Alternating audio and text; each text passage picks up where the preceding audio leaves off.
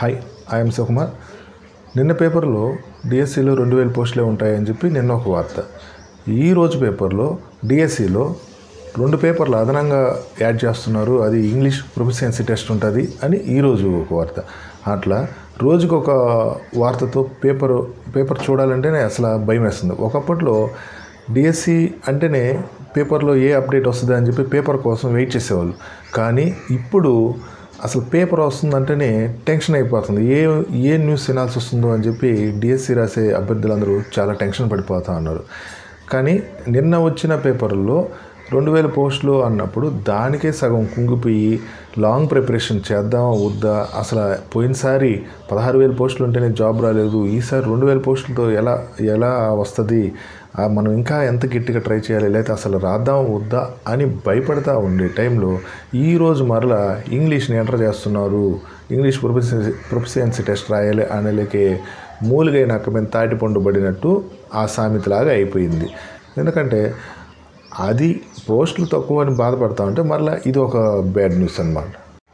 కానీ దాన్ని ఏమి భయపడగాకండి, ఎందుకంటే దాన్ని ఒక ప్రణాళికగా తీసుకొని చదవండి. ఇప్పుడు మనం టెట్ ఖచ్చితంగా రాస్తాం, ప్రతి ఒక్కరూ టెట్ రాస్తారు, ఎందుకంటే స్కోర్ పెంచుకోవాలి కాబట్టి. మరలా డిఎస్సి అనేది జనవరిలో నోటిఫికేషన్ ఇచ్చి మార్చిలో ఎగ్జామ్ అంటున్నారంటే అక్కడ చాలా తక్కువ టైం ఉంటుంది. అందుకని టెట్కి చదివేటప్పుడే డిఎస్సికి రిలేటివ్గా ఉన్న సబ్జెక్ట్స్ని ఒకరు డెప్త్గా, అంటే దాంట్లో ఇక్కడుండే సబ్జెక్టే దాంట్లో కూడా వస్తాయి అన్నదాన్ని ఒకరు డెప్త్గా లోతుగా బాగా చదువుతా అని ఒక ప్లాన్ వేసుకుంటాం కదా. అదేవిధంగా ఇప్పుడు ఏంటంటే వచ్చే డిఎస్సిలో ఇంగ్లీష్ కూడా ఉండవచ్చు అనే ఒక ఊహాగానం వస్తుంది కాబట్టి మనం ముందుగానే దానికోసం కూడా ప్లాన్ రెడీ చేసుకోవాలి. ఎలాగంటే ఇప్పుడు టెట్లో 30 మార్క్స్ ఖచ్చితంగా ఇంగ్లీష్ ఉంటుంది. ఆ ఇంగ్లీష్ని మరలా డిఎస్సిలో కూడా ఇంగ్లీష్ అంటున్నారు కాబట్టి ఇక్కడ మనం ఇంగ్లీష్ని టెట్లో ఒకరు ఇన్ని రోజులు ఏంటంటే ఇంగ్లీష్ని వరకు లైట్గా వదిలేసి కంటెంట్ అని చెప్పి చదువుకుంటున్నాం. కానీ ఇంగ్లీష్ని కూడా ఒకరోజు జాగ్రత్తగా తీసుకొని చదువుకొని ఇంగ్లీష్లో కూడా మనం ప్రిపేర్ అయ్యామంటే ఒకవేళ డిఎస్సిలో ఇంగ్లీష్ పెడితే మనకు అక్కడ ప్లస్ పాయింట్ అయిపోద్ది. మనం దాన్ని నెగ్లెక్ట్ చేసామంటే కంటెంట్ అన్నీ బాగా చదువుకొని డిఎస్సి ఎగ్జామ్లో 80కి 70 అట్లా తెచ్చుకున్నా కానీ ప్రొఫిషియన్సీ టెస్ట్ ఫాస్ట్గా ఆగలేకపోయామంటే అదంతా బూడిదలో పోసిన పన్నీర్ లాగా అయిపోద్ది. అందుకని ఇంగ్లీష్ను కూడా ఒక కేర్ తీసుకొని టెట్లో 30 మార్క్స్కి ఉన్నాయి కాబట్టి దాన్ని చదివేటప్పుడే ఒకరోజు లోతుగా డెప్త్గా చదివేసి ఇంగ్లీష్ని కూడా ప్రాక్టీస్ చేయండి.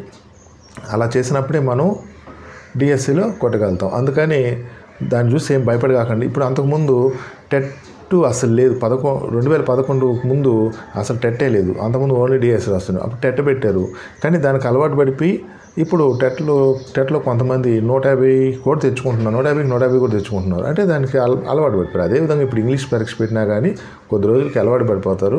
అందుకని దాని గురించి ఏం భయపడిపోయి అట్లా ఏమనుకోకండి.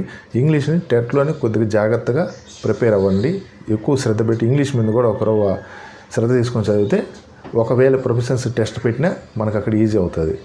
అందుకు ఆల్ ద బెస్ట్. ఈ వీడియో మీకు నచ్చుంటే ఒక చిన్న లైక్ చేయండి. Thank you.